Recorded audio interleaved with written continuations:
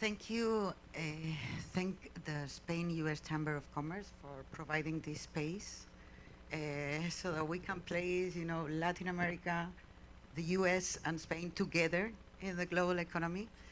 And of course, all of you for your time in sharing this space with us. Now, you will all agree that we are all living a pivotal moment where macro trends are being reshaped, inflation pressures are part of our lives, geopolitical tensions, and the need to look for a sustainable growth, right? As they were saying, I'm honored to share this panel with two extraordinary professionals. I think they don't need a presentation, but you will let me present them because this is a once in a lifetime, okay? So we have here Lisa Schineller, Managing Director of S&P. She's been her whole life global ratings, focusing on the US, but also on very complex economies like we were talking Brazil, Mexico, Argentina. Lisa's here to share how a little bit of an insight into sovereign ratings and fiscal resilience, right? And show us how, the markets understand the credit worthiness of the countries. Thank you, Lisa, for Thank sharing you. this It's a real time. pleasure to be here and an honor, Professor Stiglitz. And we also have Professor Stiglitz. No introduction needed. Is professor at the university in Columbia University, but also Nobel Prize in economics. A whole life in providing us a different view on his work has transformed completely how we think about inequality, globalization, and the place of the institutions in economics.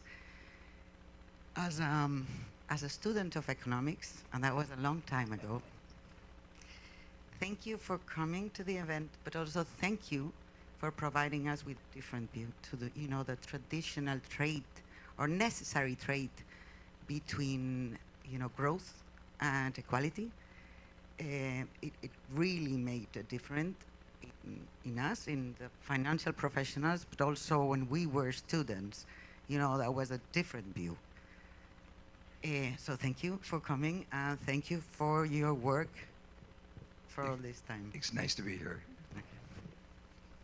So, now that we've made the introductions, thank you for letting me introduce them. I know you know them. So, okay, so we're here to provide a global outlook on, Latin America, US, and Spanish economy with the current macroeconomic environment. Lisa, if you don't mind to provide us, an overview of sovereign ratings in Latin America, the US, and Spain. A small question. Sure. Once again, thank you. It's a pleasure to be here. I've been invited numerous times, and it's really an honor, and I really enjoy the discussion, and it's a wonderful panel, and great to be here with you, Professor Stiglitz.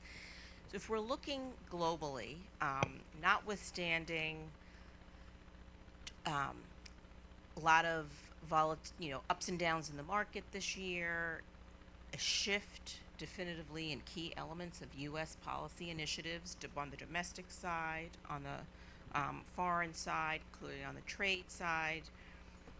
Our economics team, we've gone through numerous iterations. And I think we've put out some pieces. We're literally in the moment of updating our global economic forecast. Some forecasts have actually been published today. Some are tomorrow. Some are Monday. Literally in this. And I think a key element of one of the North American kind of credit conditions piece that was published, I wanted to check that before, resilience.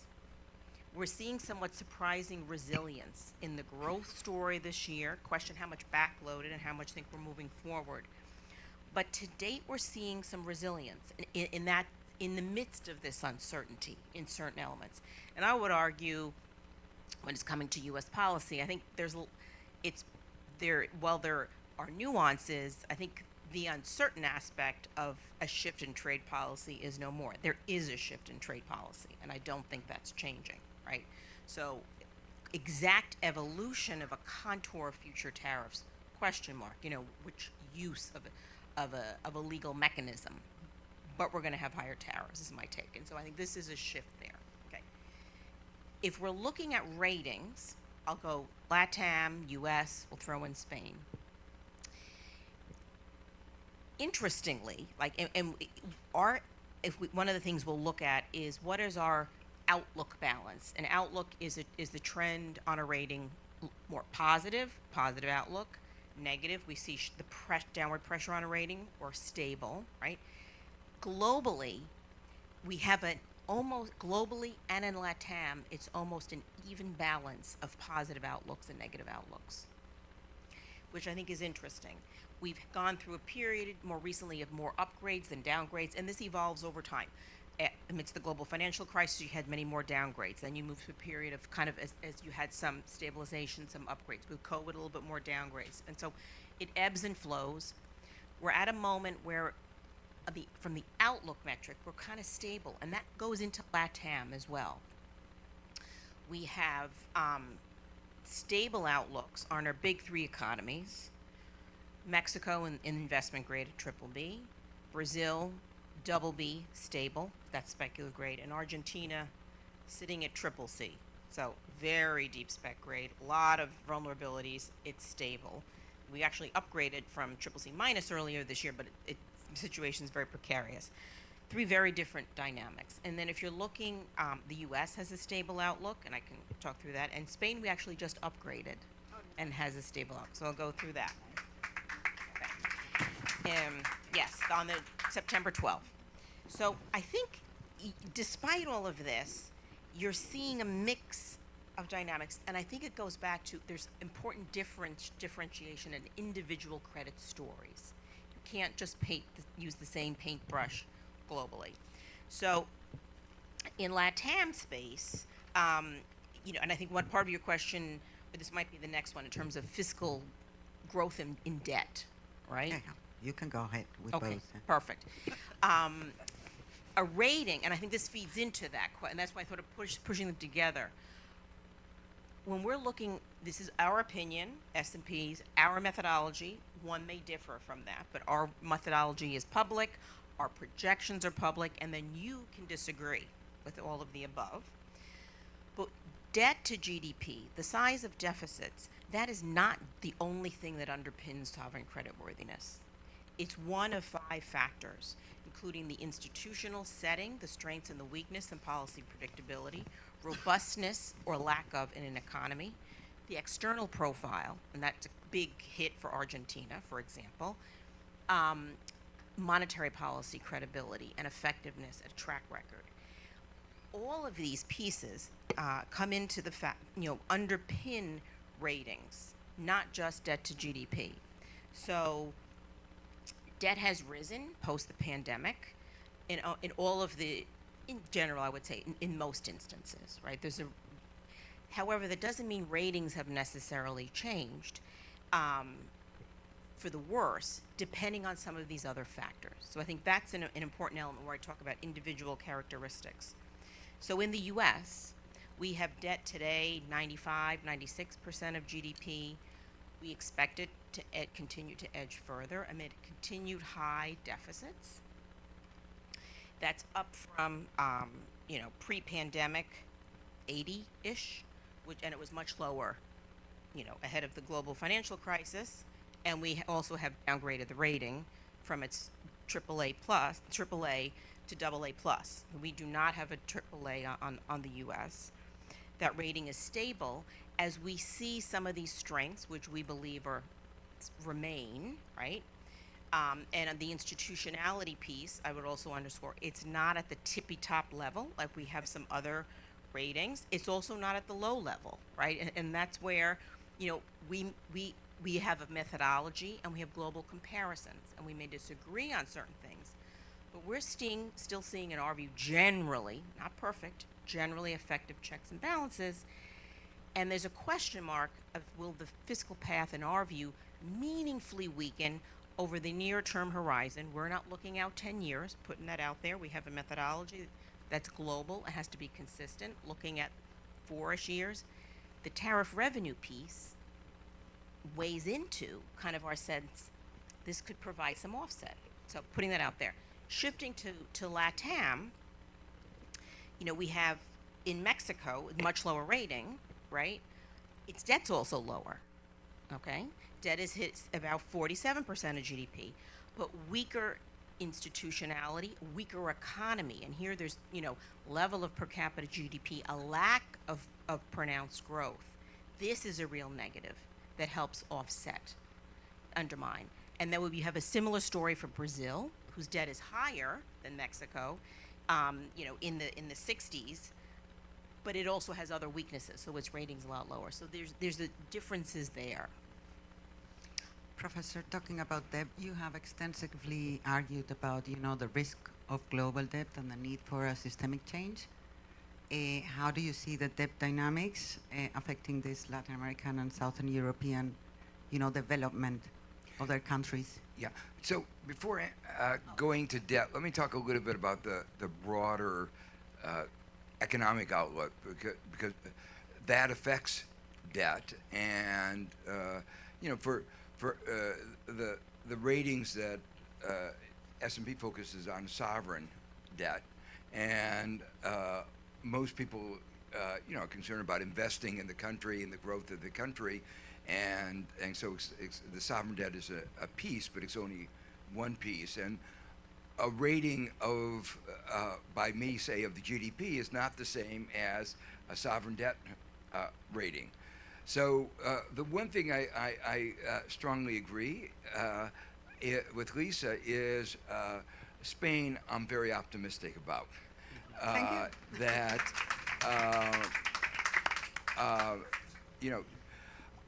Even through the beginning of the Russia war, where Russia invaded Ukraine, you were one of a couple countries that managed the electricity price system better than some of the others. And this was really a regulatory failure on the part of many countries. You have a country like Norway, rich in hydroelectric, exporting oil and gas, and they raised their electricity prices eightfold. And you can imagine what that did to the economy and to the people, to small businesses, to big businesses, to everything. So Spain had a better regulatory framework. And that's just an example of something that at that moment was very important, but illustrates that I think you have a government that is actually managing the economy a lot better than a lot of the other European economies. I also think, the other reason I'm sort of bullish on Europe right now is you finally woken up to the fact that U.S. is not a reliable source of protection against Russia that is on your border. And so there is starting a defense. It's not the best way to reinvigorate your economy, but you got Germany to get rid of its debt brake. Germany is the big economy in Europe, and that will, I think, the need to make more expenditures will be reinvigorating for the European economy. I thought your president was exactly right to stand up to Trump and say, however, we're not going to spend 5% of GDP on defense. U.S. only spends 3%, and none of the people at that NATO meeting stood up to Trump and said, you're not doing what you're telling us to do, and you could not do what you're telling us to do politically. You're barely able to get through a budget with 3% of defense. You're already cutting out Medicaid for the poor people. You see how politically difficult that is. We may have a shutdown of government in the U.S. over the cutout of health care for the poor people. And you're telling us to do 5%? Let's be real. So Spain is deserves to be commended for its policies.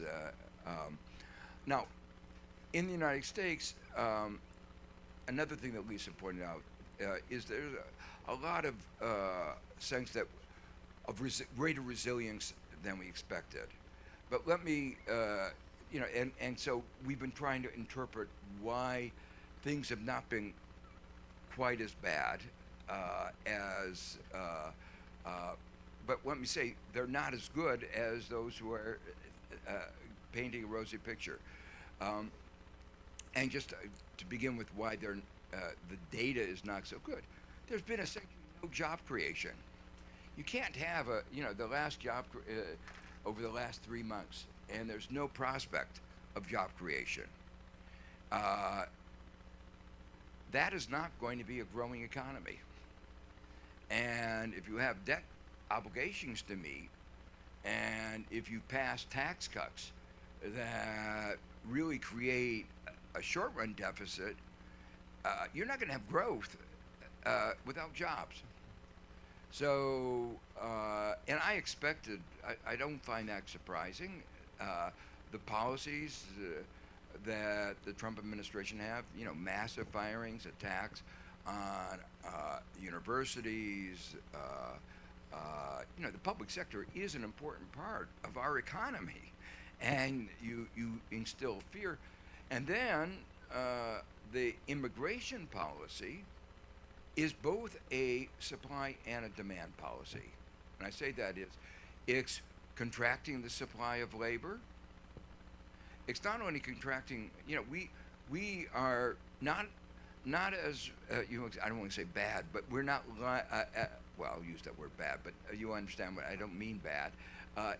Europe, Italy, and are having a demographic decline. The population is not reproducing itself. The same thing is true in the United States to a lesser extent, but our labor force has been growing because of immigration. We've had a lot of immigration. You choke off that immigration, and you choke off the increase in the labor supply. So that's a labor supply effect. But it's even worse than that. We depend very heavily on Hispanics, both documented and undocumented. You go to any restaurant, you'll see it. And no matter whether it claims to be Korean or Japanese, or it's Hispanic, and so we depend on them. They're our reliable workers, and many of them are afraid to go to work. They're afraid to leave their house. They're afraid that they will be picked up, even if they're a U.S. citizen. And that's emblematic of something I'm going to come to in a second. It's a complete destruction of our human rights, our due process. We thought we were protected. If you're a citizen, no more. So that's a supply. To go back to more mundane, it's a supply side effect. But it also is a demand side, because they don't know what the future is, and they're not buying goods, and so it's reinforcing. Important thing to recognize that because of the importance of supply side things like the tariffs, and I'll come to that in a second, We're and getting there. and the immigration, lowering interest rates is not going to solve this problem. You're not going to, lowering interest rates does not increase the labor supply. And so it is not going, and in my judgment is, in the current environment of enormous uncertainty, lowering interest rates is not going to reinvigorate investment and consumer confidence. So, in fact, in some ways, lowering interest rates in the light of what I think is likely to come, which is more inflation, is going to undermine confidence of where we're going. And so I think we're buying, we're putting in jeopardy our long term by keeping, if he succeeds in deinstitutionalizing the Federal Reserve. That is to say, taking control of the Federal Reserve, undermining the independence of the Federal Reserve. If he succeeds in doing that, and even the attempt is really undermining confidence in what is in Latin America they call it the institutionality of our of our society. So that's one of the reasons why I'm worried. On the question of resilience, we're resilient partly because the tariffs have not really hit. The tariffs that he said he was going to impose on China, he backed down. And as you know, that gave rise to that expression, taco. Trump always chickens out. And my view is that Europe made a mistake not to stand up to Trump. And I think a lot of Europeans feel that way. And, I was in a panel with the chief negotiator of the agreement in Scotland, and I couldn't help but tease her and say I hadn't realized that Europe had become a centrally planned economy. The point I was making was that in that trade agreement, Europe promised to invest so much in the United States and to buy so much from the United States. European government doesn't have the power to do that. You would have to change all the rules of all your governments to say that we will have to buy that much from the United States and we will invest. It is, if the United States is an attractive place, then people will invest, and you're trying to make it the least attractive place. If you send your workers to America, they may get arrested and put in shackles like the Koreans in Georgia. Is that an attractive place to invest? And similarly, the European Union can't order firms to buy from the United States. So that agreement is a little peculiar agreement. It's all smoke and mirrors in the belief that Trump doesn't understand any of this. And so if you say anything and it sounds nice, you have a big number there. He likes big numbers. And so you put a big number there, and you know that there's no enforcement mechanism. But the one more thing I want to say on the since a lot of you are from Europe,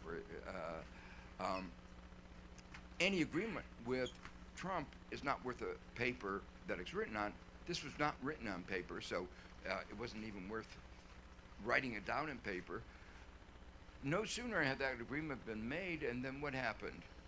He said, you have to get rid of your Digital Marketing Act, your Digital Service Act, the digital taxes. Again, trying to take away your national sovereignty over issues that are really important, not discriminating against America, but just saying Europe believes in competition, it believes in having a safe digital space, all those things. So that brings me to what is going on. Two things. Why we have the resilience. Two things. One, the things actually haven't been put into place so far at the level. They are 10%, 15, 20%. The market can handle that, but they're nothing like what he had threatened to do in the beginning. He may or may not. We just don't know. The second piece that is really being strong is the investment in the data centers and the electricity to support that. And I was in Silicon Valley last week. There's obviously a lot of discussion. Is this a bubble? And even there, they don't know. There, more of the people are on the optimistic side. But there is a recognition that it may just be a bubble, worse than the tech bubble at the end of the 90s. Now, talking about where this leaks, if it is a bubble, and if all the money has gone into something that it is not going to get the returns that the investors hoped, then the long run prospects of the United States, we're going to go through a very, very hard time. Okay, so Professor already went into the trade policy volatility in the moments that we're living, especially with the shift in the U.S. Trade policies. What is the recommendation? And that's for you, both of you. What is the recommendation for these regions, Latin America, Spain, to manage this uncertainty? And how does cooperation, intercontinental cooperation, help? And what is our paper? How do you see us? Can we do something to improve this? I Sure. mean, Yes. it's a difficult question. Yeah.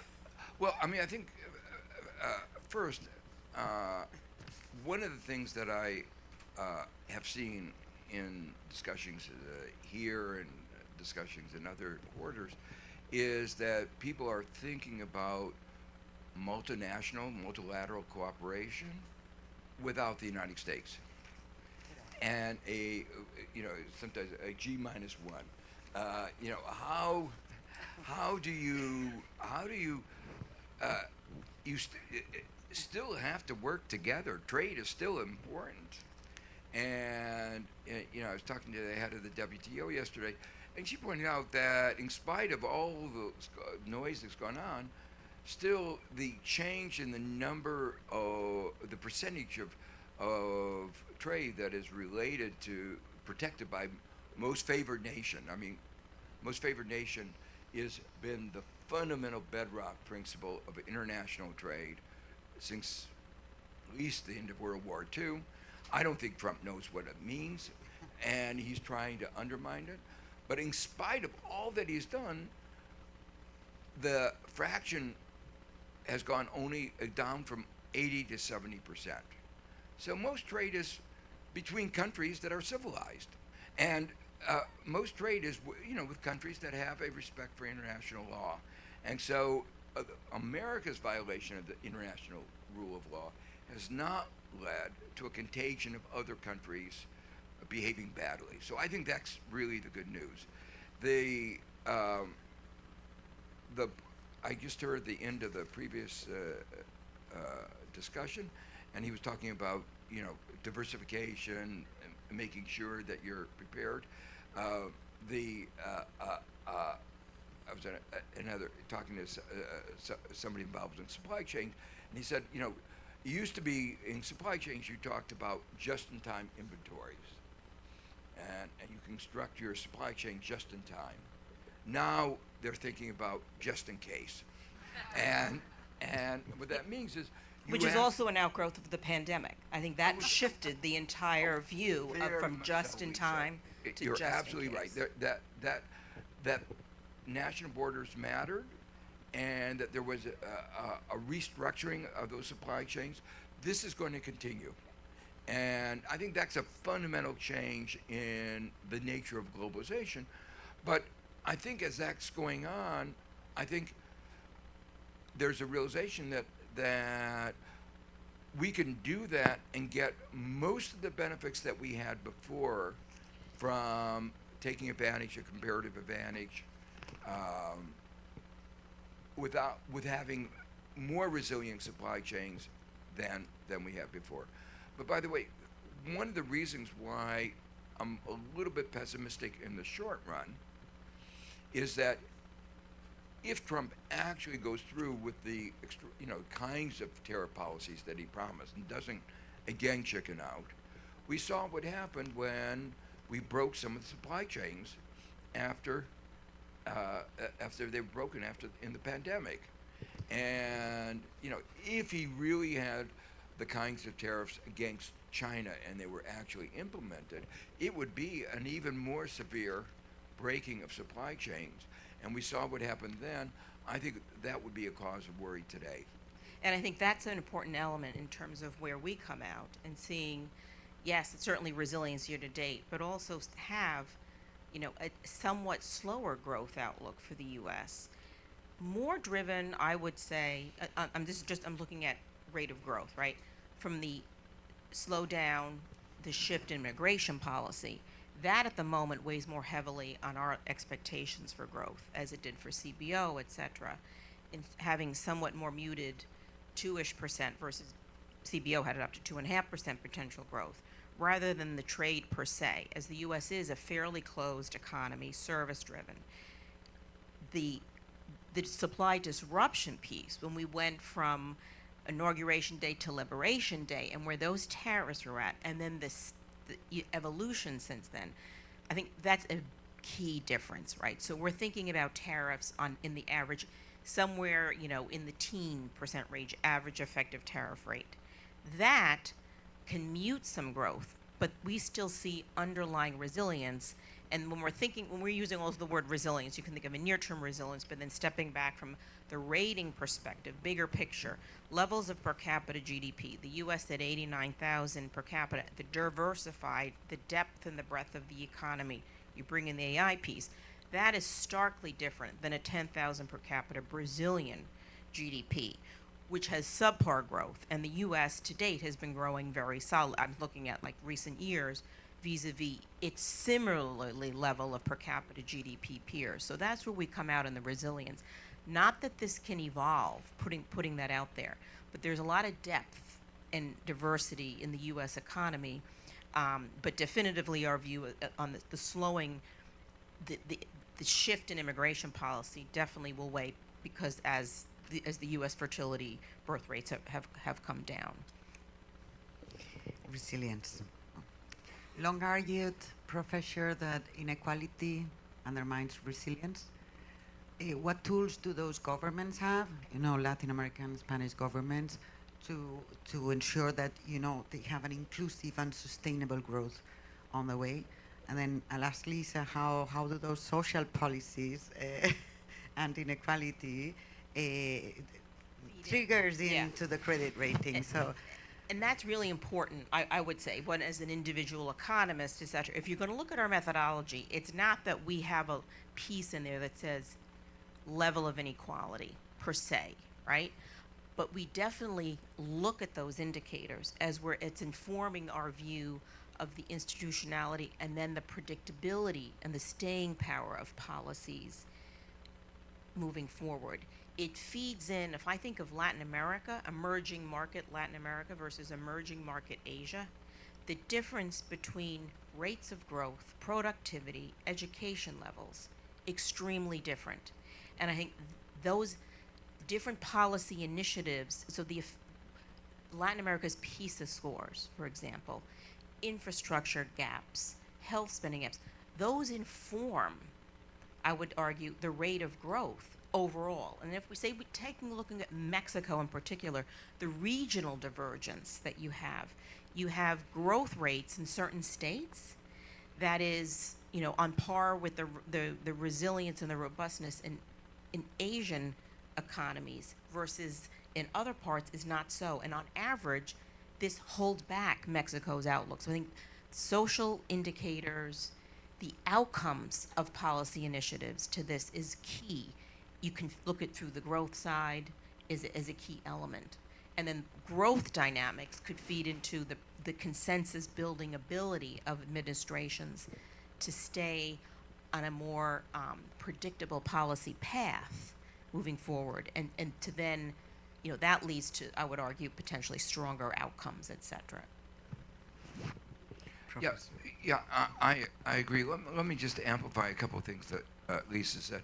Yeah, one of the things that's distinctive about Latin America as a whole is there's been a low rate of growth of productivity, and the question is why. And one piece of that is education. Coming back to the United States for a minute, and I'm a little bit obsessed with the United States. You can understand why. The U.S. productivity growth has been based on technology and education. If I were looking at what are the prospects of the long-term growth of the United States, if you look at education overall, the U.S. performance in the standard, what they call PISA tests that are administered globally, is very mediocre and coming down. And we need more investment in education. And what has the Trump administration done? It's basically shut down the Department of Education. You think about our competitive advantage in science, you know, we've benefited enormously from brain drain from Europe. The 30s were a bonanza for us, when, you know, all those troubles in Europe, they came, the scientists came to the United States. There is now a reverse brain drain going on. I don't know, you know, every conversation with other scientists, academics is, what is your plan B? Which country are you getting visas for? Where people are, I mean, ironically, applying for citizenship in the countries where their grandparents were killed, and they have the right to go back. So, I mean, this is the mood. And so if you're looking at a long-run projection of where the U.S. is, you have to have a little bit of a pessimistic note that this long-term competitive strength of the United States is really being undermined.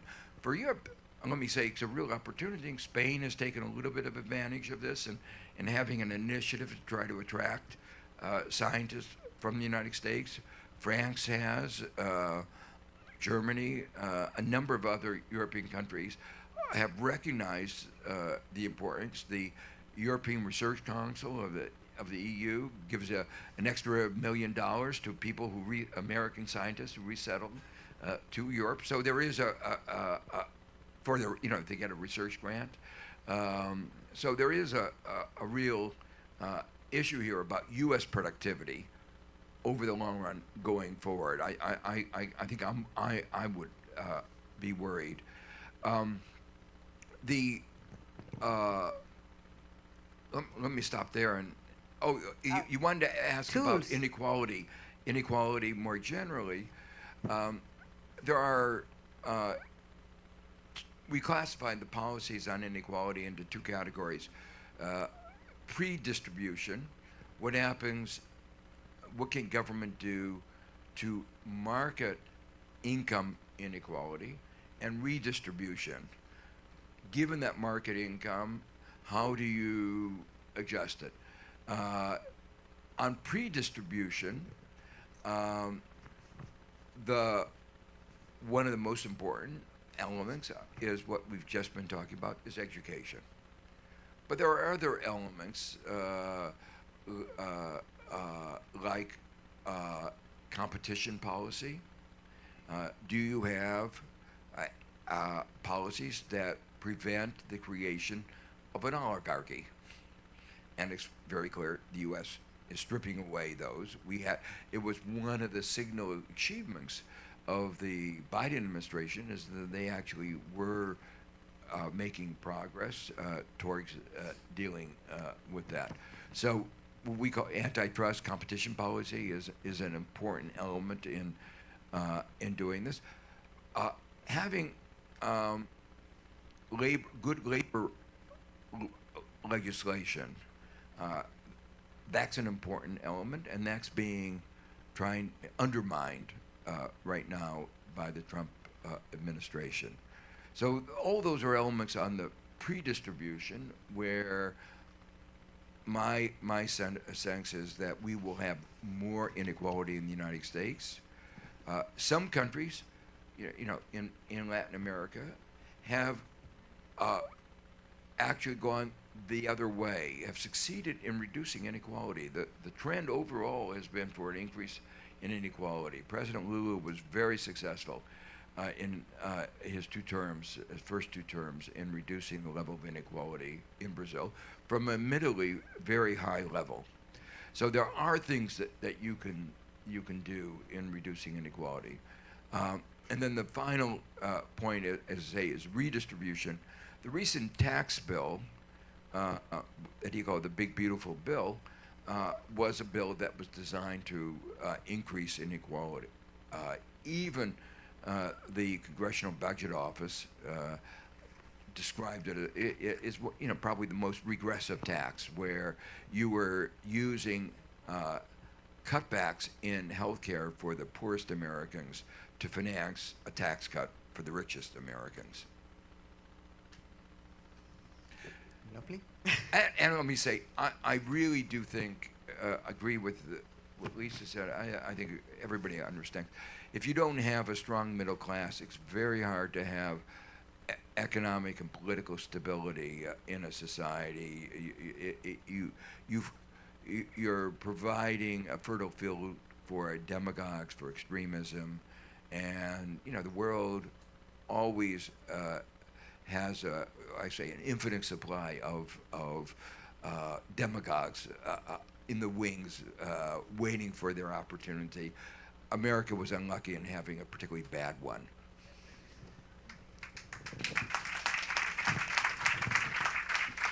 Okay. Lisa, any consensus on how these policy swings, especially swings here in the U.S., are embedded, are affecting all of those ratings for the U.S. and for Latin America and Spain? So institutionality, we look at it, we have a global methodology, so we're thinking about that notion of how do policy outcomes and our focus, let's keeping in mind what we're doing, is we're talking about paying debt, right? So let's bring it back to what our end goal is here, which is, will the government pay its debt on time and in full? Okay. So that's a very important lens through which you need to look at this. Right? It's very specific. And policy outcomes that support robust growth and high levels of per capita GDP, and that's partly legacy, but that's built on an institutional track record. That's a positive. So, for example, you may have some more, and I'm thinking, thinking of our rating on China, very high rating, very huge growth, and the robustness of the growth story, and its external position, et cetera, supports its comparatively high rating. One might, you have to step back and just, looking at kind of, I would say, there's more, relative to some other ratings, it might have more somewhat different aspects of its institutionality. I think of Mexico, right, where we have a very comparatively, on a global scale, it's in the middle range in terms of institutionality. We know there's issues of insecurity, et cetera.